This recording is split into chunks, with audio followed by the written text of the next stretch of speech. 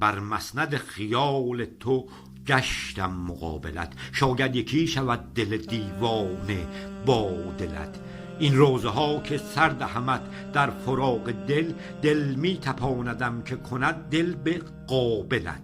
ما را قبال روی خوشت داغ سینه شد، در داغ دل چگونه کنم رفع مشکلت.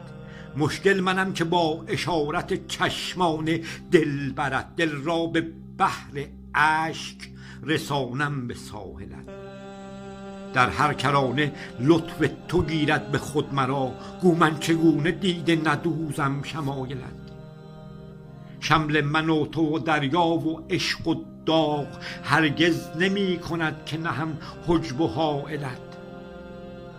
برگیرم عاشقانه چو آواز سر کنم، هر سطر هر غزل بشمارم فضایلت. حسن جمال ناز تو نازنده با دلم، بسیار ناز کن که شود دیده بازلت.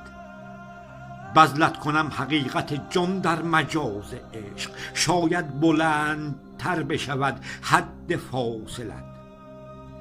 احسان دریغ می کنی از من چو در نگه، ناگه کنم به گاه دریغ اشک نازلت.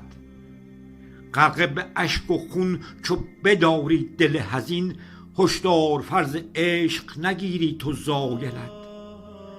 ریحانه خیال تو پیچیده در تنم، جان می دهم تو را شود از عشق حاصلت.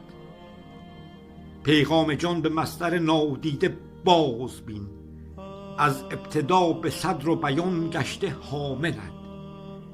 از عشق هرچه هست کند طالبت نثار، کمتر بگو که می کنم از بی کسی ولت.